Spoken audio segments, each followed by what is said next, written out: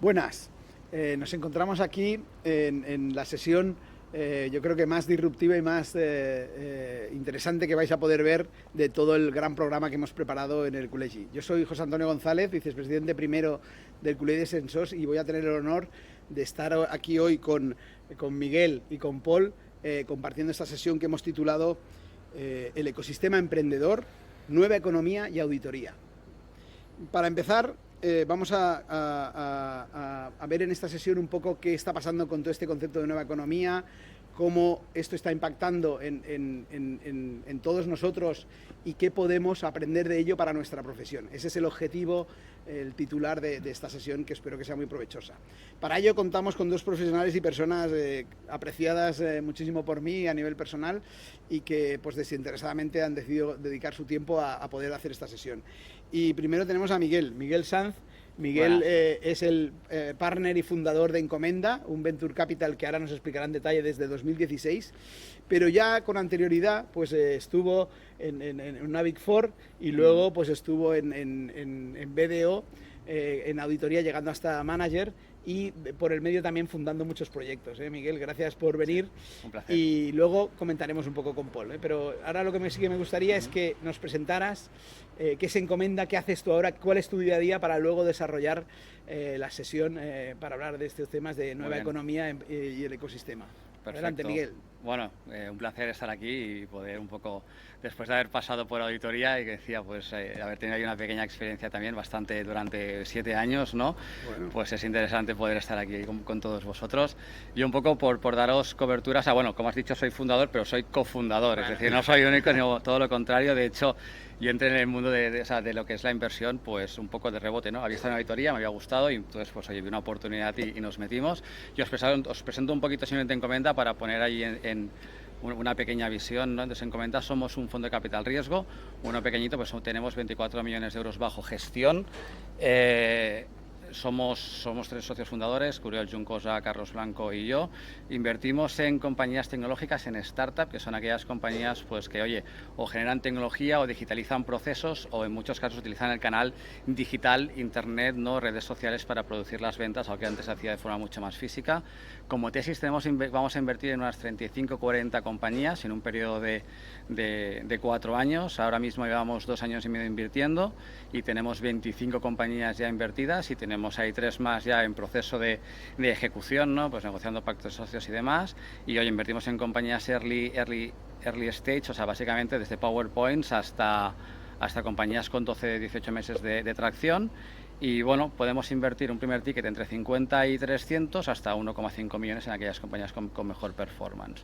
Por daros un poco simplemente de situación, también deciros que nos gusta invertir en compañías españolas, de hecho invertimos únicamente en España, pero sí que rápidamente buscamos compañías con una visión muy internacional, donde intentamos traer fondos de fuera también a coinvertir con nosotros en las compañías en segundas rondas, ¿no? Entonces, pues bueno, tenemos ahí unos pequeños ejemplos, como Bluebirds, que acaba de levantar 2,5 millones, o Covid también con unos 2 millones, con Target Global Speed Invest, Declarando, con Going, Landbot, ¿no? Con otros players también nacionales muy interesantes, que son fondos un poquito mayores, ¿no? Y entonces un poco para dar una pequeña visión, ¿no? Pues al final los fundadores del fondo pues venimos de haber sido emprendedores, de haber montado compañías, de haberlas vendido, de haber sido business angels, es decir, básicamente invertíamos nuestros ahorros también en startups, ¿no? Que al final es un poco donde acabas entendiendo, porque tú has sido también fundador y en el caso de Oriol, pues que venía de haber estado trabajando en Londres muchos años y en otros fondos más grandes con un gran expertise en compañías growth y con muchísimos también pues contactos internacionales de cara a esos fondos que también son los hermanos mayores que podemos decir para nuestras participadas. Muy bien, pues Miguel, estupendo. Ya hemos empezado a meter algunos conceptos de esa nueva economía que luego desgranaremos. Luego hablamos. Muy agradecido. Y ahora vamos a ver un poco pues a Paul. Paul, tengo el placer y el honor de que empezara en nuestra casa. Yo trabajo en Deloitte y empezó allí pues hace unos años, estuvo 3 o 4 añitos y ya rápidamente en el 2017 pasó a Globo. ¿Quién no conoce Globo? Y ahí está haciendo una función muy importante, siendo ahora el Global Finance Director de una compañía que ahora os presentará y os comentará y conoceremos más datos, ¿no? Gracias, Paul, por aceptar la invitación. A vosotros por invitarme. Y adelante con qué es Globo hoy y de dónde viene. Por supuesto. Nada, simplemente supongo que conocéis Globo. Globo al final es una startup que nació en Barcelona. Entonces, al final, para nosotros, lo que siempre decimos que es Globo viene a ser una plataforma donde cualquier usuario y cualquier stakeholder, sea restaurantes o couriers, pueda ir a ofrecer sus servicios y adquirir cualquier producto o servicio que esté en la misma ciudad, ¿no? Al final es nuestra misión o visión siempre es cualquier cosa que esté en tu ciudad accesible en menos de 40-30 minutos y es un poco pues, nuestra filosofía y visión, ¿no?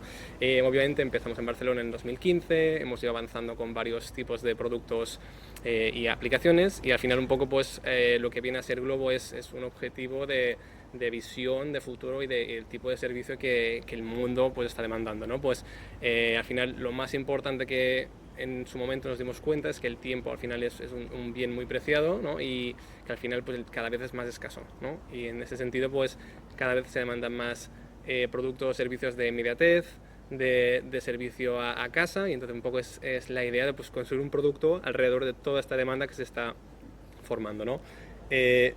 Como os comentaba, al final nosotros somos una plataforma que tenemos pues unos más de 50.000 repartidores alrededor del mundo, estamos en 22 países actualmente, ¿no? Con más de 20.000 partners que son nuestros restaurantes o nuestras tiendas que pueden ser de cualquier tipo de servicio y al final pues somos una empresa que al final la filosofía es la inmediatez y pues el servicio de delivery on demand, ¿no? Al final el objetivo y para resumir es nosotros somos una empresa que al final empezamos en España y expandimos en Italia y en Francia inicialmente, pero siempre hemos tenido una visión de intentar ser un líder regional en el sector de no solo food, pero cualquier categoría como os comentaba, ¿no? La expansión que los últimos 3 años hemos tenido ha sido inmensa, ha sido pues una expansión muy, muy grande, ha conllevado obviamente costes, ha conllevado obviamente pues mejoras y rapidez, pero al final el objetivo viene a ser un líder en un mercado específico de todas las categorías de delivery, ¿no? Entonces en este sentido pues nos hemos expandido solo en aquellos países que realmente creemos que podemos ser líderes, porque claramente es la variable que marca cuándo puede ser realmente profitable y realmente pues un generador de ingresos y rentabilidad en ese mercado, ¿no? Entonces un poco esta es la expansión. ¿Por qué creemos realmente que somos únicos en el sector? Es básicamente porque no solo somos food, sino también, comida, sino también somos obviamente cualquier categoría, ¿no? Al final, pues empresas como pueden ser Amazon, e-commerce, marketplaces que están pues obviamente despuntando mucho. También hay otras que también son más de comercio local que creemos que tienen mucha tirada, sobre todo no ahora, pero sobre todo en el futuro, ¿no? Entonces, al final queremos nosotros ser una empresa que claramente retengamos usuarios, que cada vez pues consuman más con nosotros y así ir creando una base de usuarios que realmente sea el futuro de nuestra compañía. Y eso vendría a ser un poco pues el resumen. Muy bien, Paul, pues estupendo, ¿eh? Seguro que desde cuando empezaste que erais no sé cuántos, ahora pues se ha duplicado, triplicado Claramente. El equipo, ¿no? Es increíble, muy bien, muy bien. Oye, pues ya hemos situado la sesión, porque ya hemos hablado de un agente del ecosistema, que es los fondos emprendedores que invierten en este tipo de compañías, y una compañía que desde el 2017 ha crecido. Entonces, por ahí vamos a abundar en estos temas. Entonces, aprovechando que ya os conocemos y vuestros proyectos de Globo y Encomenda, quería preguntarte, Miguel, para que nos sitúes un poco, ¿qué agentes intervienen en el ecosistema emprendedor? Eso que siempre hablamos, sí. Aquí somos pues, los profesionales de auditoría, pues hacer un pequeño recap de qué agentes son los que intervienen y qué es lo importante que está sucediendo en todas las ciudades y en España. ¿Qué aporta el ecosistema emprendedor? Exacto, bueno, yo diría que como ecosistema lo esencial es los emprendedores, ¿no? Si no hay emprendedores y ese espíritu emprendedor de querer montar, de querer hacer, querer superar, pues claramente no habría startups, ¿no? Por lo tanto, el principal ingrediente son los emprendedores con esas ganas y esas ganas de disrumpir un poco la economía y el mundo. Otra parte, creo que mi parte es el capital, ¿no? O sea, supongo que por la parte que me toca, pues es la que estamos, pero sí que es verdad que emprendedores sin dinero para poder hacer cosas, pues tampoco van a llegar muy lejos, ¿no? Y luego es un claro ejemplo las super rondas que ha tenido para poder crecer y para poder avanzar, ¿no? Entonces yo creo que es muy importante que esté esa cultura y el emprendedor, pero que también esté el capital suficiente para poder respaldar, ¿no? Porque al final en Europa siempre dice, Europa va detrás de Estados Unidos. Es verdad, pero ¿por qué? Porque en Estados Unidos hay mucho dinero disponible para esas compañías en fases iniciales que puedan empezar a probar, traccionar y luego después ir creciendo poco a poco, ¿no? Entonces yo creo que el capital es un medio necesario para que las compañías crezcan, y sin ese capital pues es muy difícil, ¿no? Y alrededor de todo eso pues también tiene que haber pues oye unas estructuras, un ecosistema, ¿no? Por ejemplo, agrupaciones como en su día fue pues Barcelona Activa, lo que es Tech City a día de hoy, ¿no? Donde también los emprendedores puedan compartir las experiencias, ¿no? Porque al final lo más importante, o sea, los emprendedores hay muchos que lo hacen, intentan una vez y si fracasan se van a casa, ¿no? O se van otra vez a una compañía y demás, pero hay muchos que reinciden y entonces todo ese aprendizaje de fracasos tiene que también permanecer, ¿no? Entonces yo creo que esa cultura y el poder compartir en sitios, ¿no? Relativamente donde puedan tener esas conversaciones son muy importantes, ¿no? Y también están las aceleradoras o incubadoras en su día, ¿no? Pero bueno, y un poco que todo favorezca que este tipo de compañías acaben avanzando, ¿no? Muy bien, muy bien. Miguel, perfecto. Paul, vosotros habéis revolucionado el mundo del delivery, en una nueva categoría y con unos crecimientos increíbles. Bueno, en ese concepto se llama nueva economía. Entonces, yo te quería preguntar, ¿qué entiendes por ese concepto y qué características tienen las compañías de alto crecimiento que lo forman, ¿no? Claramente. O sea, exactamente como comentas, está cada vez creciendo más lo que viene a ser la nueva economía, la economía digital a nivel de e-commerce y sobre todo la economía circular, ¿no? Lo que viene a ser al final toda esta economía que se centra alrededor de un marketplace, puede ser un e-commerce o puede ser un producto o un servicio, donde varios stakeholders, ¿no? Al final se nutren tanto de pues, o beneficios o de ingresos en ese sentido, y al final todos pueden al final retribuirse y ganar de esa demanda, ¿no? Al final lo que claramente estamos viendo es que los tipos de empresas, los tipos de perfiles que se están demandando son perfiles muy orientados a negocio, perfiles que realmente pues al final lo que realmente prevalece más es entender claramente no solo la necesidad de tu empresa o de tu compañía, sino también entender tu partner o tu otro stakeholder, cuál es su necesidad y cuál al final va a ser el driver que a los dos conjuntamente os va a apoyar a crecer, ¿no? Al final, para nosotros en Globant específicamente, nunca miramos nuestra P&L o nuestro negocio sin antes entender cuál va a ser el beneficio para el repartidor, para el restaurante o para incluso otro partnership, ¿no? Entonces al final se trata de construir una unidad familiar a nivel de partnership que a medida que cuando todos vayan creciendo, al final todo se consolide en un mercado que claramente es el futuro. Y ahondando en todo esto, al final hay un papel también de la parte pública, ¿no? De los ENISAs, la financiación, ayudar en esas primeras etapas. Absolutamente. Es un agente también del ecosistema, entiendo, ¿no? Y que Sí, ayuda sobre todo en las fases más iniciales. ¿Qué papel creéis que está jugando y si eso está ayudando a los ecosistemas pues, de Barcelona, de Madrid? Y esto ya es una pregunta abierta, Miguel. Sí, yo creo que claramente, o sea, para mí forma parte del capital, ¿no? Y de hecho a los inversores nos ayuda mucho a que las compañías avancen mucho más, ¿no? Porque además yo creo que prácticamente todas las compañías que tenemos en el portfolio y un poco del ecosistema, pues todo el mundo solicita un ENISA, ¿no? Entonces yo creo que contra veces que la gente dice, no, es que las startups no tienen apoyo, hombre, yo creo que tienen un apoyo muy, muy interesante por parte de la administración, o sea, por la parte desde ENISA, que es algo más estatal, ¿no? Como por ejemplo luego a nivel regional hay diferentes iniciativas, como puede ser el ICF aquí en Cataluña o el IVF en Comunidad Valenciana, en Andalucía había un vehículo que también estaba apoyando, entonces yo creo que eso es el dinero que permite el dinamismo, ¿no? Porque al final ese dinero se invierte en empresas, pero al final es para contratar personas, para hacer productos, tecnología. Entonces yo creo que eso es el inicio del movimiento de la rueda, donde hablaba antes que la base es el emprendedor, pero sin el capital suficiente para poder arrancar es muy complicado, ¿no? Entonces yo creo que el Estado está haciendo un papel muy importante apoyando a las compañías, y sí que es verdad que quizás debería haber un poquito más de apoyo a la parte pues más financiera, ¿no? También, que al final parece que a la fiscalidad, a la ¿no? parte con la fiscalidad, que sí que es verdad que se están haciendo pues cosas desde cuando inviertes en startups, pues tienes bonificaciones del 30% y demás, que está muy bien, pero también es verdad que hay que entender que ese ahorro luego después tiene que tener alguna ventaja, ¿no? Porque eso acaba revertiendo en una mayor economía, en un mayor trabajo, y eso yo creo que es una rueda súper positiva, y yo creo que o sea, a nivel estatal y regional se están haciendo cosas muy interesantes, y que yo creo que es un apoyo muy, muy necesario y que lo están haciendo muy bien. Y además que un poco también puntualizar que también apoyan invirtiendo en los fondos de capital riesgo como el nuestro. Nosotros, por ejemplo, tenemos a un par de vehículos gubernamentales que también del Estado que invierten, y eso también hace que, aunque parezca que apoyen la iniciativa privada, es todo lo contrario, porque nosotros el dinero lo invertimos en aquellas compañías, ¿no? Entonces yo creo que es una forma muy eficiente, porque cuando mezclas el capital público con el privado se genera esa sinergia de crecimiento, pero además no a todo el mundo, sino únicamente a aquellos que tienen potencial de ser buenos, ¿no? Porque ese dinero luego lo devolvemos y se puede reinvertir. Si se subvenciona y se pierde, pues yo creo que ahí hay un poco menos de iniciativa, ¿no?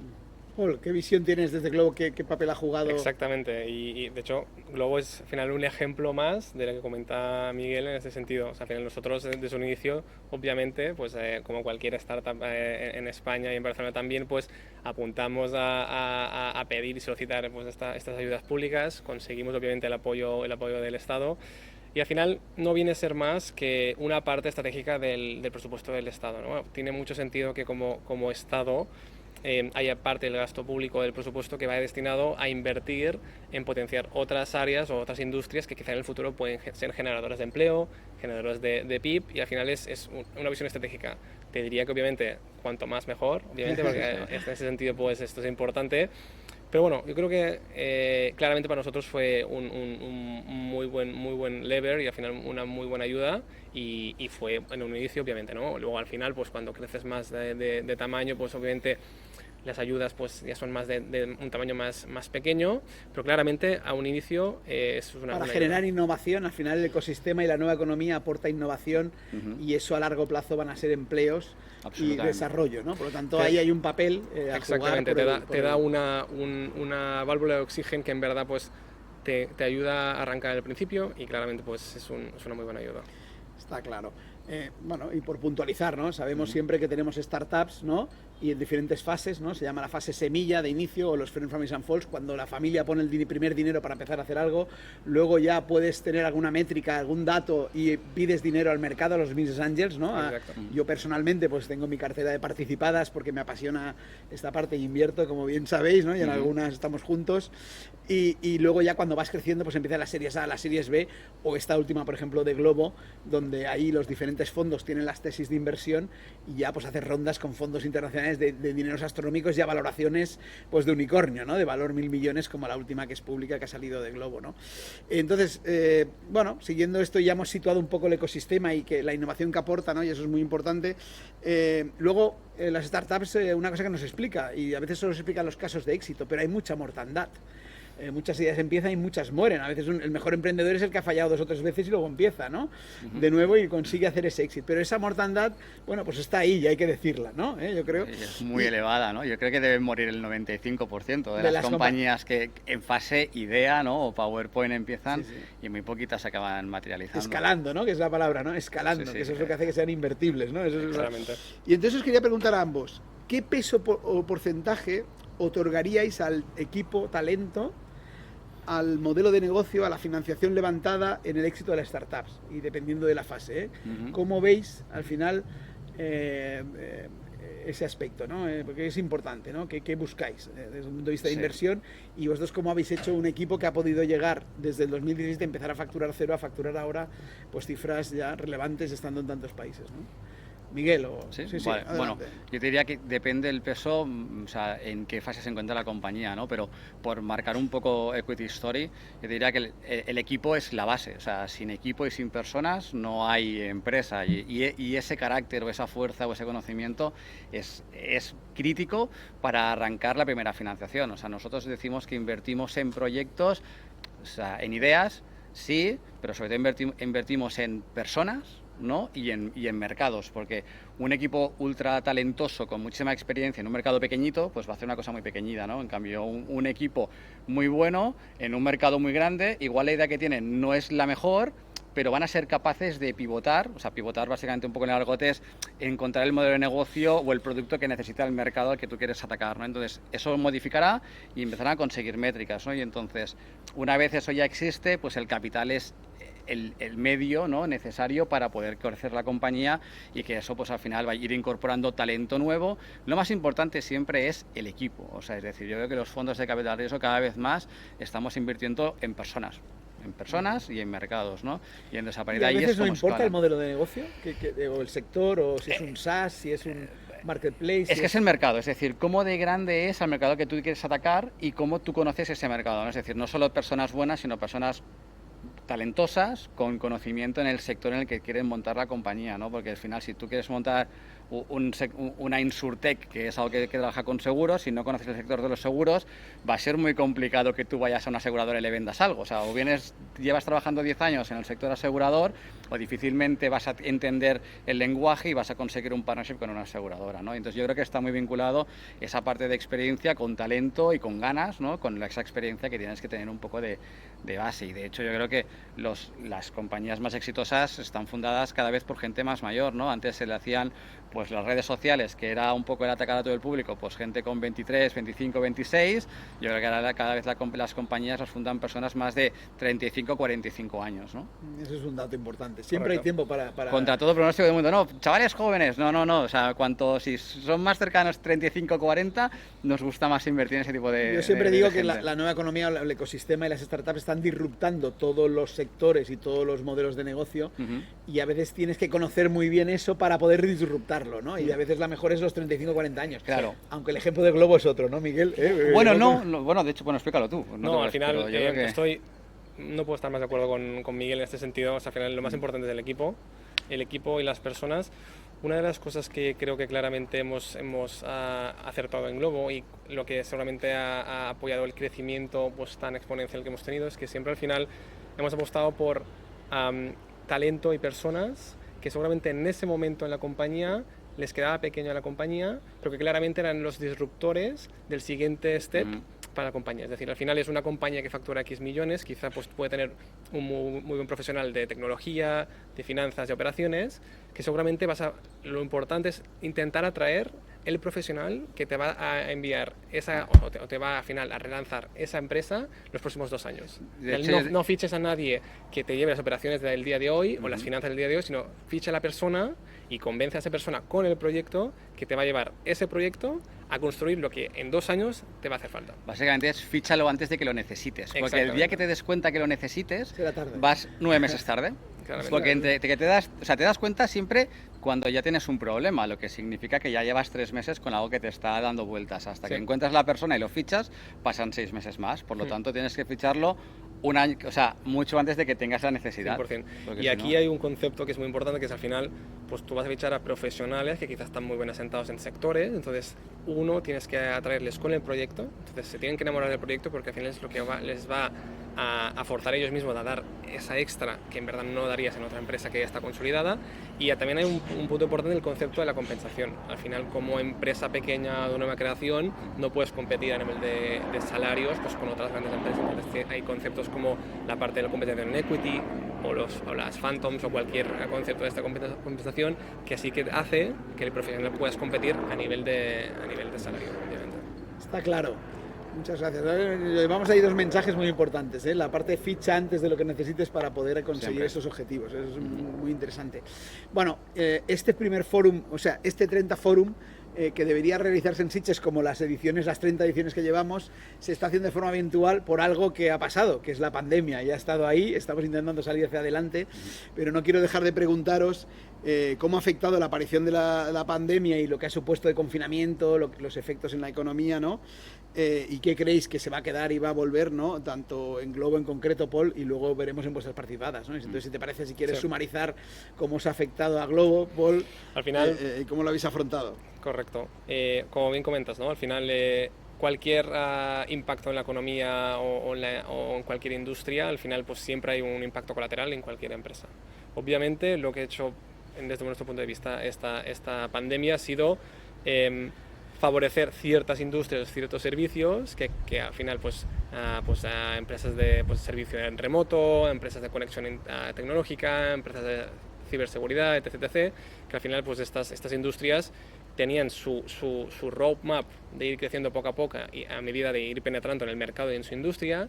Quizá esta pandemia ha hecho que haya relanzado obviamente de manera mucho más anticipada su business plan o su carrera que tenían, ¿no? En nuestro caso, por ejemplo, obviamente pues el servicio obviamente a domicilio en momentos donde estabas confinado en casa obviamente pues ha sido una necesidad básica que claramente en muchos gobiernos pues lo han tenido muy claro y obviamente pues es importante destacar que al final cuando una persona está encerrada en casa y necesita pues medicamentos, necesita cualquier pues producto de comida o de servicio, pues al final es importante que haya empresas como la nuestra para que les puedan pues apoyar y prestar. Entonces obviamente pues puede haber un cambio de industrias que pues hayan crecido seguramente más de lo esperado en ese tiempo corto, pero obviamente pues a nivel de impacto económico mundial cualquier pues impacto macroeconómico puede impactar a cualquiera.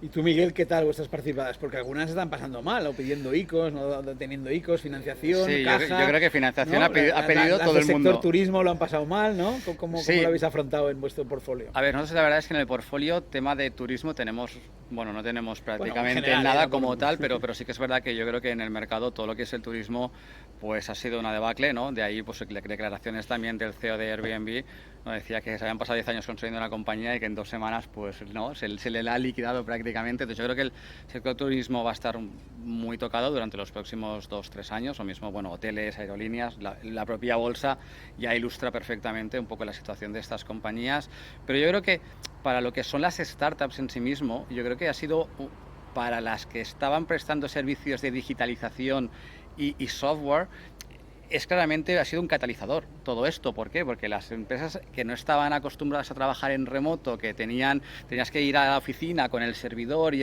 tal, pues se han dado cuenta que eso no funciona, ¿no? Y entonces al final yo creo que esas compañías que digitalizaban procesos como Glovo, que o sea, te permite no tener que tú ir físicamente a los sitios y que lo puedes hacer todo desde una aplicación, o aquellas compañías como, yo qué sé, pues Zoom, ¿no? Un claro ejemplo de cómo en bolsa también se ha multiplicado el valor, ¿no? Con los usuarios y demás, pues ha sido yo creo que es un gran momento para este tipo de compañías, ¿no? Entonces, dentro de las startups, aquellas que lo que hacían era un modelo un poco híbrido, que había mucho servicio físico, presencial, eso va a ser un problema y claramente van a sufrir, o lo que tiene que ver vinculado con el sector turismo, pero las que eran más software y lo que eran productividad y servicios en remoto, yo creo que tienen un momento pues espectacular, igual que los e-commerce, ¿no? Yo hablaba con un par de e-commerce muy grandes de aquí de España y me decían que mayo era Black Friday cada día, ¿no? O sea, eso es una auténtica barbaridad, ¿no? Entonces, ha habido un incremento muy significativo de las compras, que no todo se va a mantener, pero sí que es verdad que probablemente pues hemos llegado, o sea, se han avanzado entre 2 y 3 años, ¿no? La digitalización y procesos, o sea,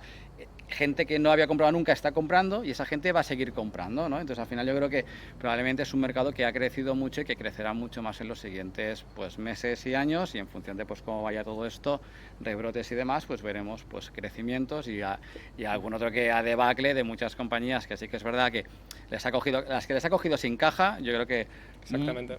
Muy difícil, ¿no? Yo creo que habrán conseguido algún ICO, pero les va a dar para 2-3 meses y acabarán cerrando, y otras pues que cerrarán en, pues no sé, en diciembre, enero, y eso pasará, pero como igual que es la economía real, ¿no? También es cierto que si hay una empresa o una startup que tiene el producto adecuado para el entorno que se está moviendo ahora, en caso, aunque se hayan quedado sin caja, yo también lo que diría es animarles a buscar otro capital, ¿no? Porque al final el producto y el servicio, si hay demanda, pues al final se trata simplemente de buscar el capital adecuado para continuar, pues cuando pues sea mucho más tranquilo el ambiente, pero claramente es lo que comentábamos antes, ¿no? Capital y si hay demanda, pues claramente pues es o sea que se ha extendido mucho el concepto de preservar caja, ¿no? Exactamente. De hacer planes de qué tal, y también los inversores, ¿eh? Yo como Business Angel también, pues digo, hombre, ahora me queda poco dinero en caja, voy a ver qué pasa, ¿no? Si hay compañías ¿Hay que ese no van a miedo poder, o no en el sector? No, pero es la realidad. Es decir, por ejemplo, si tú prestas un servicio físico a las empresas y las empresas la gente no va y se hace teletrabajo y hasta marzo del año que viene va a haber poca actividad y pocos eventos, pues el sector eventos, por mucho que intente hacer, no va a poder generar negocio. Entonces, o sea, lo que tienes que hacer es constreñirte. Y yo incluso a una de las participadas decía, oye, pues ¿por qué no te planteas encapsular? Tenemos ahora una tesorería significativa, sabemos que el que cuando acabe todo esto tenga caja, va a ser el ganador, porque si conservas los clientes, oye, pues encapsulemos, demos el servicio mínimo y de aquí, no sé, buscaros un trabajo y de aquí 12 meses volvemos a abrir la compañía con tesorería y eres el winner, porque el otro ha muerto por el camino porque intentaba hacer negocio cuando no se puede. Es que el problema es si no puedes hacer negocio, no puedes hacer nada. Exacto. O sea, si la gente no quiere viajar, por mucho que te gastes en marketing para vender vuelos, no venderás un vuelo. Entonces no puedes ir contra el propio mercado y lo que el consumidor quiere. Y entonces yo creo que es un poco la dicotomía en decir, oye, pues en ese momento, si realmente no puede haber negocio, tenemos tesorería, pues encapsulemos, preservemos para cuando podamos salir, ¿no? Claro. Es un poco bestia. Y ahora con toda la nueva realidad, por resumir ya esta parte, yo creo que ha quedado claro lo que es el ecosistema, lo que va a pasar en la pandemia, que también al final en la nueva economía ha pasado igual y en el ecosistema como en las empresas tradicionales. Hay que preservar y hay que entender tus efectos y habéis ayudado, ¿no? Y habéis entendido los efectos y en unos sectores aprovechado y otros no. Pero ¿qué creéis que se va a quedar, ¿no? ¿Y qué prevéis que viene en la economía y cómo se afronta desde el ecosistema este futuro? Yo he leído, ¿no? Que las mejores hornadas de compañías que nacen y luego crecen, nacen de las crisis, por ejemplo, ¿no? Sí, las mejores. ¿Los consumidores van a ser distintos o no? ¿O no vamos a volver a consumir, no vamos a volver a viajar? ¿Qué prevéis? ¿Cómo veis desde vuestras atalayas este punto?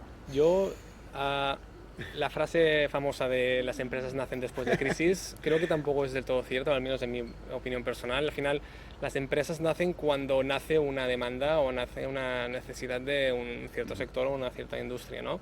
¿Qué puede pasar después de una crisis? Como podemos ver ahora mismo que hay ciertos servicios, como comentábamos, que se demandan mucho más. Entonces, lo importante es entrar en ese nicho en el momento adecuado, tener el capital adecuado y el equipo, como comentábamos, y claramente lo que se tiene pinta, obviamente, tampoco nadie sabe, obviamente, pues prever el futuro, pero lo que tiene pinta es que, obviamente, digitalización y, al final, servicios de inmediatez, que claramente, por la parte de Glovo, es lo que nuestra visión como compañía es, al final, es obtener cualquier cosa en tu ciudad pues en menos de media hora. Quizás, seguramente, lo que ha provocado es que nos hemos anticipado la penetración que podríamos haber adquirido pues en 2 años, pues en un periodo mucho más corto como ha sido ahora, ¿no? Entonces, obviamente, estos tipos de industrias, sectores, pues se van a ver, ¿no? Obviamente. Miguel. Bueno, 100%, ¿no? O sea, es decir, sí que es verdad que históricamente han habido grandes oportunidades, ¿no? Pues en la última crisis financiera, pues volvemos a Airbnb, ¿no? Que, o sea, se creó tal, igual que toda la parte bancaria, todos los neobancos nacieron después de la crisis financiera, pero como reacción al sistema bancario, ¿no? Entonces, ahora mismo yo creo que esta crisis es más de comportamiento y habrá que ver cómo nos comportamos, si realmente hay esa deslocalización del puesto de trabajo, donde la gente trabaja menos en su oficina y más en casa, donde permite esa movilidad. Habrá que ver qué se queda, pero también es verdad que el comportamiento humano, y no hay más que ver, ¿no? Nos desconfinan y nos vamos todos a la playa a pelotonarnos y a hacer botellones y demás, entonces dependerá de cómo acabemos todos reaccionando y que se acabe instaurando. Entonces yo creo que habrán muchas oportunidades, pero claro, ¿cuáles serán las vencedoras? Pues aquellas que sean las que acaban consolidándose como nuevos hábitos de consumo o de comportamiento. Entonces, ahora hay una oportunidad, el problema es que es muy complicado prever cuál va a ser el patrón de comportamiento de aquí 12, 18 meses. Entonces, hay un factor suerte, ¿no? Que es el que acierte con su visión de qué pasará, pues podrá crear una compañía relativamente interesante, ¿no? Pero lo que sí que está claro es que todo ese proceso de automatización, de digitalización y un poco pues de poder hacerlo todo más virtual, va a quedar. O sea, eso es una necesidad que venía y la compañía que no se adapte, incluso empresa tradicional, las que no se adapten morirán seguro. Si tuviera algo de liquidez, entonces, por acabar, ¿en qué debería invertir ahora? ¿En qué sectores? En encomienda. No, muy bien, muy bien. Sí, bueno, está claro. Porque hay que diversificar. Eso, hay que diversificar a través de un fondo, está claro. Muy bien. Oye, yo por cerrar un poco este capítulo, yo creo que ya nos ha quedado claro la nueva economía, el ecosistema, lo que está pasando, lo que aporta de innovación, los diferentes agentes, lo que genera. Y yo hay un mito también, ¿no? Que veo siempre que se parece que una asocia startups a jugar al futbolín, a pasárselo divertido, a tener, bueno, mayor facilidad de vestimenta, ¿no? Que no la tradicional. Pero yo creo que hay un papel muy importante que juegan las métricas, ¿no? Y el equipo, habéis dicho, ¿no? Entonces, a mí me gustaría conocer, por acabar esta parte, cómo medís el performance tanto del negocio como de vuestros equipos, ese talento tan importante que hemos visto antes. Porque yo creo que hay algo que tenemos que aprender también las corporaciones o los negocios tradicionales, de cómo medís esos dos aspectos, cómo lo medís a vuestras participaciones y cómo lo mide Glovo y el performance de sus equipos y las métricas de negocio. Sí. Mira, por nuestra parte, al final la visión se resumiría en la respuesta se resumiría en la siguiente frase, que es: en una startup cualquier profesional se acaba midiendo por la performance del proyecto de la empresa y los subproyectos que cada uno tiene dentro de la empresa. Al final, una startup en verdad está compuesta por una visión y unos sub-startups dentro de cada empresa que al final tienen un nombre y apellido. Entonces, al final, pues tú tienes que llevar a cabo ese proyecto o esa mejora dentro de la empresa.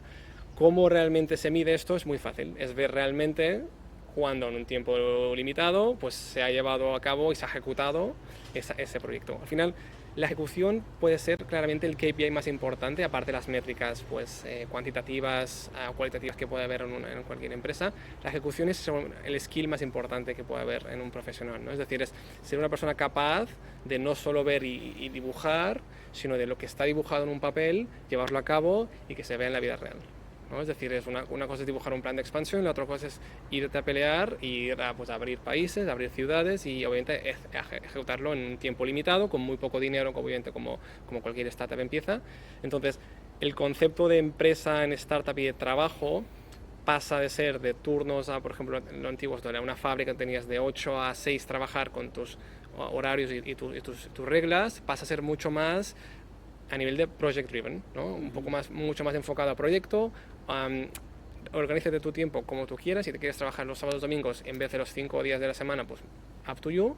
Pero al final lo importante es que el proyecto se ejecute con toda la libertad que obviamente damos. Esa es nuestra visión. Muy bien. ¿Y Miguel? Sí, yo diría que en una startup se sufre un montón, mucho más que en una compañía establecida. Entonces sí que es verdad que parece que tienes el futbolín ahí, pero el futbolín es para que la gente no se baje a la cafetería a tomar un café, juega un poquito, pero para que trabaje muchas más horas, ¿no? Es un poco lo que Google instauró. Yo te doy comida gratis para que estés todo el día en la oficina trabajando y te relaciones solo con tus compañeros. ¿Por qué? Porque en una startup necesita mucha creatividad, ¿no? Entonces, al final, de la interacción de las personas nacen también grandes ideas y los problemas se solucionan iterando, porque en las startups hay muchos planes, pero el día a día te lleva a la realidad de que nunca puedes cumplir tus planes y tienes que tener una capacidad muy alta de adaptación a los nuevos problemas, porque como tú estás intentando hacer algo nuevo, no sabes la dirección real que tienes que tomar. Entonces, tú tienes un plan, pero cada día cambias tu plan para intentar llegar al objetivo que tú quieres, ¿no? Entonces necesitas de personas con mucha capacidad de ejecución, pero también que sepan pensar. O sea, ¿pero cómo mides que estás yendo bien? ¿Qué métricas bueno, de negocio y qué métricas de personas? cada herramientas. Bueno, yo creo que al final, o sea, es un performance global, ¿no? Donde todo el mundo tiene que ir en una única dirección y tienes unos KPIs y claro, ahí obviamente depende, ¿no? O sea, la parte técnica o los técnicos programadores tienen que hacer unas entregas que es un producto que tiene que servir para una mejor retención, para una mejor captación o para un mejor servicio que acabe generando otra métrica que es otro KPI, ¿no? Entonces al final yo creo que ventas tiene, pues al final esa línea de ventas, ¿no? Que la puedes medir en volumen de negocio, en facturación o en ingreso recurrente mensual en función del modelo de negocio.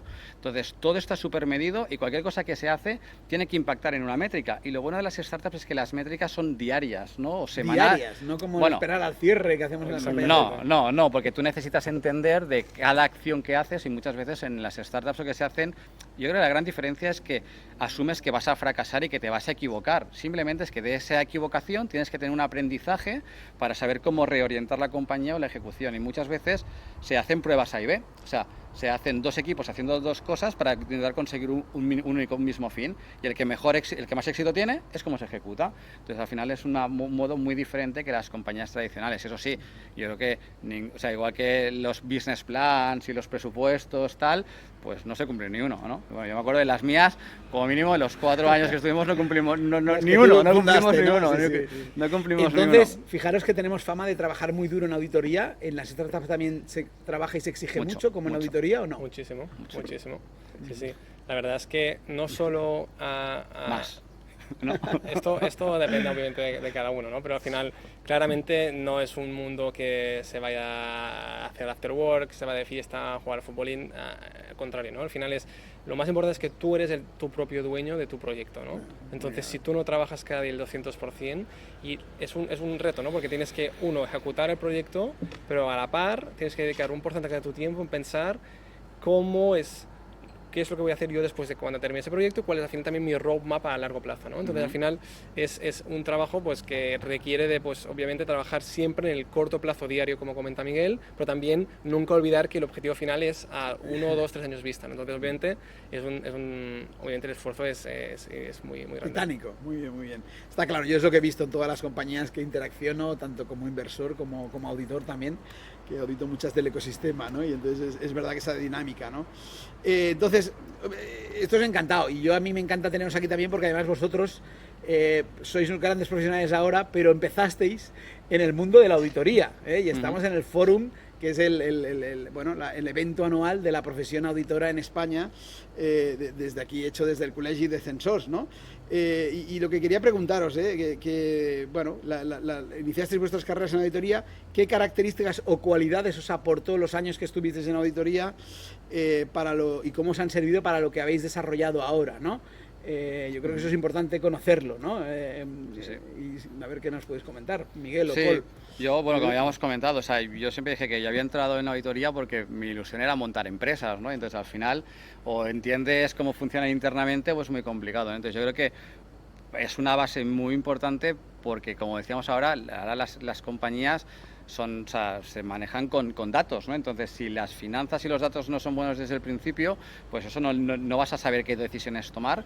Y sobre todo porque en auditoría yo creo que ves muchas empresas, muchos modelos de negocio, entonces puedes aprender de muchas formas de hacer, lo que te gusta, lo que no, lo que ha funcionado en unas compañías, lo que no ha funcionado en otras, y eso te da como un bagaje que obviamente no es experiencia personal, pero es de terceros, ¿no? Entonces yo creo que eso es una gran escuela para luego después acabar montando, y a mí personalmente pues me sirvió de muchísimo, ¿no? O sea, yo te diría incluso también es la auditoría, y como todas las auditorías relativamente grandes tienen varios departamentos, esas colaboraciones puntuales con finanzas corporativas, reestructuraciones y demás, te dan una visión también mucho más holística de lo que es la compañía, no únicamente la contabilidad, que es una parte crítica y necesaria, sino también toda esa parte, ¿no? Y al final pues yo creo que es una escuela muy interesante y sin la cual pues hubiese sido mucho más complicado empezar, ¿no? Exactamente. Yo estoy muy de acuerdo. Lo resumiría también en dos grandes áreas. La primera te diría que la auditoría te da una visión y un conocimiento muy rápido cuando eres muy joven en know-how de cómo las empresas trabajan internamente y cuál es la estructura de muchas empresas muy distintas entre sí. Entonces tú, como desde muy joven, tienes un impacto visual muy grande de muchos sistemas de empresas, tipologías de trabajar y obviamente estructuras internas, ¿no? Entonces hay una capacidad que realmente pues a mí me ayudó mucho, obviamente personalmente y profesionalmente, fue que al final cuando obviamente pues hay que ejecutar el proyecto de crear la parte pues financiera y un proyecto como Globo, tenías obviamente la experiencia del pasado de haber visto muchas empresas anteriormente en las cuales unas hacían bien unas cosas, entonces te llevas ese know-how y ese learning a tu proyecto, pero también te llevas el learning de no hacer como hacían otras empresas, que también están pues mucho más old school y todo esto, ¿no? Esto sería la parte más de know-how de empresa o de business. La otra parte que para mí es muy importante también, que es la parte de la cultura del trabajo, que lo resumiría básicamente en que al final lo que te da la auditoría en un principio es una cultura de esfuerzo y de multitasking. Al final es cuando tú eres muy joven y sales de la universidad, pues al final entrar en un sector como la auditoría, tienes que desarrollar muy rápidamente una cultura de esfuerzo y trabajo muy rápida y muy importante, para a la par llevar varios proyectos a la vez, ¿no? O varias tareas a la vez, que te obligan a ti mismo obviamente a formarte y organizarte de una manera que es el mismo entorno que cuando vas a una startup, ¿no? Que al final ya tienes muchos proyectos a la par, tienes que ir obviamente pues llevando a cabo a la par, pero nunca olvidando uno antes que otro, ¿no? Y eso con 3-4 años en auditoría se puede adquirir, ¿no? Por supuesto. Sí. Por lo tanto, la pregunta es obvia, ¿no? ¿Recomendaríais iniciar la carrera o que la gente que, bueno, fichamos cada año en la profesión, porque al final somos una escuela de formación de grandes profesionales, que pasen por auditoría? Yo, por mi parte, estoy 100% de acuerdo y lo recomendaría 100%. Por supuesto, como comentaba, al final te da un bagaje y una experiencia en un muy corto plazo, en un momento realmente que es muy importante en tu vida, porque realmente es, al final, un poco como yo siempre a veces pienso, es cuanto mayor esfuerzo tengas en tus primeros años de trabajo, es un poco como la famosa teoría del compound interest, ¿no? Que cuanto mayor te esfuerces y mayor know-how ganes al principio, mayor retorno vas a tener tú en el futuro en tu profesión, ¿no? Entonces, claramente es una muy buena salida. Sí, sí, yo lo recomendaría al 100%. Hombre, si se quieren dedicar a... ¿Tienen que tener alguna característica especial para que puedan hacer auditoría o no? ¿Creéis que no, si yo creo de finanzas, de economía? Yo creo que es, o sea, si al final, hombre, obviamente si hacen auditorías porque han hecho ADE económicas y demás, Claro. ya vienen con una base. Obviamente si les horroriza las finanzas y la contabilidad, pues no te metas porque no va a ser muy diferente, y si quieres hacer ventas, pues auditoría tiene poco sentido, ¿no? Pero a poco que te gusten las finanzas. Y es que puedes empezar por auditoría, estar un tiempo y luego reorientarte con esa base económica, porque incluso a día de hoy el marketing digital es de performance, o sea, es matemática, ¿no? Entonces al final está muy bien, porque los grandes profesionales tienen que entender también una cuenta de resultados y entender las implicaciones, ¿no? Yo diría que auditoría lo que te da es empiezas haciendo pequeñas, ¿no?, conocimientos de pequeñas partes de la compañía, y llega un momento que eres capaz de visualizar la globalidad de la compañía. Entonces, cuando eres capaz de visualizar toda la compañía, entender todas las relaciones entre diferentes departamentos, eres capaz de entender cómo organizar una compañía y cómo impacta cualquier cosa que tocas en un sitio o en el otro. Entonces, hasta que no tienes esa visión un poco más holística, es difícil, ¿no? Yo creo que las decisiones son parciales, ¿no? Sí, y yo creo que eso la auditoría lo da. Y esto es importante, nunca pensar que la auditoría puede ser un puente para tu siguiente proyecto o profesión, sino a largo plazo. Es decir, lo que comentabas, ¿no? La visión holística. No Exacto. Pienses en que te puede rentar o te pueda contribuir en el siguiente trabajo o no, sino en tu carrera profesional, que al final es muy larga. Vamos a trabajar pues muchos años, ¿no? Entonces al final obviamente es la visión. Yo siempre digo, si me permitís una anécdota personal, que yo empecé en auditoría en el 95 como un proyecto de 3 o 4 años para saltar a la empresa, y luego el mundo profesional me ha cautivado y llevo 25 años en esta profesión que cada vez encuentro más apasionante, y con los cambios que están viniendo, ¿no? Y sobre todo, hacer muy bien la auditoría te hace mejor profesional y persona trabajando, ¿no? Y puedes, para desarrollarte internamente o para ir al mercado y aportar mucho, ¿no?, al ecosistema, y lo demuestra lo que habéis comentado, que agradezco mucho. Y claramente pues se puede ver, pues al final no hay ningún argumento más importante que el ver la realidad, y se ve realmente que grandes ejecutivos y directivos en la realidad que vienen del campo de auditoría en su pasado. Entonces obviamente es un ejemplo muy, muy claro. Vale. Pues aprovechando este hilo, yo os quería preguntar también, claro, siguiendo con la profesión de auditoría, en este primer foro virtual, ¿qué papel juegan los profesionales de auditoría? Porque las sufrís también, ¿no? Tenéis que hacer auditorías, tanto el fondo como Globo, y ¿qué os aportan, ¿no? ¿Qué creéis que puede aportar, qué os aporta la función de los profesionales de auditoría, que también tenéis que pasarnos, ¿eh? ¿Y qué os aportan, ¿no? Pues seguramente para los fondos, para tranquilidad, ¿no? Bueno, ¿cuál es vuestra experiencia? No sé. Hombre, yo diría que al final tener a un tercero que entra en tu compañía, pues te hace que tengas la obligación de tener las cosas bien, ¿no? Entonces yo creo que es una disciplina que sabes que vas a estar revisado, por lo tanto te obliga a disciplinarte, a hacer bien las cosas, pero además yo creo que también, o sea, yo creo que el auditor tiene que aportar algo más, ¿no?, que no únicamente esa revisión, entonces yo creo que también te aporta la parte normativa, y donde a veces pues tú igual no estás actualizado del 100%, y entonces te viene y te cuentan, oye, mira, si la nueva normativa establece tal. Entonces yo creo que hay un valor que sí que se puede aportar a la compañía, y luego después el indiscutible que es a los inversores o socios que no están en la compañía en el día a día, le aporta la tranquilidad que un tercero está validando que lo que dicen, aunque bueno, últimamente hay escándalos por ahí, ¿no? Pero sí que es verdad que te da tranquilidad, y en nuestro caso al final también es a nuestros inversores, luego después a organismos y demás, y yo creo que es algo súper importante. Por lo tanto, yo creo que aportan conocimiento y actualización a la parte interna de la compañía, aportan disciplina, y luego después seguridad a terceros, que es muy importante. Y no puedo estar más de acuerdo. Al final, el auditor para nosotros también nos aporta cuando estamos muy frenéticamente pues, centrados en negocio, aumentar, expandir. También pues un poco te aporta el valor ese de pues, la parte operacional, la parte de proceso, la parte de estructura que comentaba Miguel, que al final es muy importante que alguien desde fuera te puede recomendar o te pueda ayudar, ¿no? No te diría una parte de consultoría, pero sí una parte más de ayuda y de apoyo, de oye, pues no te desvíes, que al final cualquier startup o cualquier proyecto al final tiene que acabar cumpliendo una normativa, ¿no? Si tú como empresa pues te vas o te despistas y realmente no vas a, obviamente, no significa que el primer día tenga que estar 100% compliance, ¿no? Pero obviamente pues tienes que ir obviamente con un path de ir obviamente mejorando en este sentido, ¿no? Y obviamente el auditor, al menos por nuestra parte, pues nos apoya mucho en este sentido. Muy bien.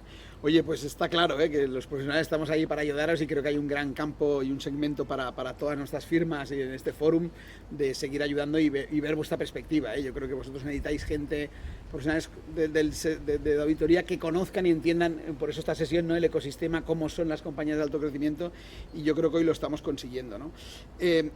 Yo aquí quería preguntaros, ¿cómo veis las firmas que os ayudan? ¿Nos veis digitalizadas? ¿Qué es que hay campo de recorrido? ¿Tenemos que dar pasos? ¿Cómo tenéis la visión de las compañías que os dan servicios profesionales y qué les requerís muy rápidamente? Y para ir ya un poco cerrando y un poco si veis que todo este ecosistema, pues profesionales que están en la auditoría tienen algo que aportar si deciden cambiar de rumbo profesional, ¿no? Un poco se ha dicho, pero esos dos aspectos, ¿cómo veis a las firmas de auditoría en digitalización, en cambio, y qué oportunidades creéis que hay para la gente que empieza en auditoría si decide no seguir ahí? Bueno, yo creo que al final este año seguro que os habéis tenido que digitalizar, pero o sea, pues no por voluntad sino por necesidad. Entonces yo creo que al final habéis hecho ahí un buen trabajo, seguramente casi todos, ¿no? O prácticamente todos. Y por ejemplo en nuestro caso ha sido todo pues a distancia, pero ya pues también porque yo creo que vosotros podéis digitalizaros si los clientes se digitalizan, ¿no? Porque si no os dan los archivos en digital y no os habilitan un repositorio donde coger la información y demás, pues es complicado, ¿no? Entonces yo creo que vosotros en ese caso dependéis un poco de terceros. Yo creo que estáis todos pues claramente pues capacitados para estar ahí, y estáis pensando desde hace muchos años en cómo, porque también es un tema de eficiencia, ¿no? Cuanto más te digitalizas, más eficiente, probablemente menos recursos humanos, ¿no? Y un poco pues todo lo que todos queremos, ¿no? Mayores márgenes, ¿no? Entonces yo creo que ahí estáis claramente bien, y luego después el profesional, yo creo que aportáis esa, o sea, cuando alguien de auditoría que lleva pues esos 3, 4, 5 años sale al mercado, se le presupone una capacidad de trabajo y esfuerzo relativamente significativa y un mínimo de conocimiento también de empresa. Entonces yo creo que son perfiles que por un general están cotizados. Y yo, por ejemplo, en mis compañías cuando fundaba, simplemente había gente que había trabajado conmigo en auditoría. ¿Por qué? Porque necesitaba saber que alguien podía hacer ese control y iba a hacerlo bien, ¿no? Yo creo que la auditoría requiere ser metódico y ser sistemático, y hoy en día las compañías son sistemas y métricas, ¿no? Donde al final son números. Por lo tanto, yo creo que es una buena cantera para luego después incorporarse a las compañías y perfilarlas en ese entorno, ¿no? Que no solo hay que salir a las corporaciones tradicionales o de controles, sino que hay más vida, pero bueno, o sea, la mayoría de startups son chiringos, ¿no? Porque al final, claro, acostumbrado a facturar compañías que facturan cientos de millones, a la que ves que alguien factura 30, 40 mil al mes, pues parece que no es nada, pero una compañía con esa facturación en función del modelo de negocio no es un chicharro, ¿no? O sea, es una compañía relativamente grande, ¿no? A ver, pero hay que entenderlo. Crecer con el proyecto. Pero sí que es verdad que estáis un poco condicionados con los clientes grandes que tenéis, que son los que tienen ahí facturaciones importantes. Y aquí hay un comentario, es cualquier startup, al final que está empezando, cualquier persona que está empezando un proyecto, cuando entras tienes que ser consciente que no todo va a ir perfecto, entonces tienes que tener una capacidad de priorización y también de entender y no agobiarte de que no todo puede estar perfecto desde un minuto uno, ¿no? Entonces, por ejemplo, ¿no? Saliendo de auditoría, ¿no? Si tú te vas obviamente a una startup a trabajar, al final tienes que ser consciente también de que obviamente como en auditoría tu objetivo principal es que todo esté perfecto, lo más perfecto a nivel muestral o a nivel procedimental. Tienes que adaptarte un poco a la manera como trabajas, de entender que al final tienes que decir no a veces a ciertas cosas que obviamente son importantes, pero que en ese momento no es lo más importante dentro del corto plazo, ¿no? Entonces, obviamente, sí que te da la capacidad de multitasking, como comentaba antes, pero también es importante no estancarse en querer tenerlo todo perfecto desde el minuto cero, porque es que es imposible, y cuando realmente te enfocas en ese sentido, te enroscas, pues al final acabas rompiendo todo, ¿no? Entonces, en este sentido, pues es importante. Está claro, muy bien. Oye, pues estamos llegando así como quien no quiere la cosa, desde esta charla distendida aquí en el patio del Col·legi, ¿no? Que espero que haya estado muy a gusto, hacia el final. y un poco por las necesidades, bueno, yo creo que las preguntas que hemos ido haciendo son las que todo el mundo se podía esperar de una sesión como esta, ¿no? De el ecosistema, nueva economía y auditoría. Yo creo que hay muchas sinergias. Y lo que os quería pedir ya para acabar un poquito, pues agradeciendo primero vuestro tiempo y vuestra predisposición, pues y cómo hemos unido, ¿no?, el ecosistema y la auditoría, que yo creo que es muy importante, pues pediros en formato de tweet de 140 caracteres, aunque ahora se hacen hilos, ¿no?, para explicar, que resumáis un poco, bueno, un titular de lo que hoy hemos hablado, ¿no?, de qué veis de la nueva economía futuro y cómo veis el link con la profesión de auditora en vuestras organizaciones, y agradeciendo mucho pues todo este tiempo que habéis tenido y la oportunidad que hemos tenido de teneros aquí con nosotros. Muy bien. Mira, yo te diría, claramente hay ciertas industrias que están disrumpiendo, entonces al final ahora mismo es importante entender cuando profesionalmente quieres buscar una salida o quieres buscar un camino, entender muy bien en qué industria te quieres apostar. Y claramente lo que te da la auditoría es un conocimiento, como os comentaba, de al final un know-how de muchas empresas y muchas industrias a la vez, que te ayuda a tener pues una visión muy holística, ¿no? Y claramente luego a la hora de decidir tus siguientes pasos, aparte de las capacidades que tienes, entender muy bien cuál es el roadmap profesional que quieres seguir, ¿no? Entonces obviamente lo más importante para mí también es que la parte de auditoría se está centrando mucho también en la parte de sistemas, que esto es muy importante, en la parte de la startup también. Entonces esto claramente sería un resumen. Muy bien. Miguel.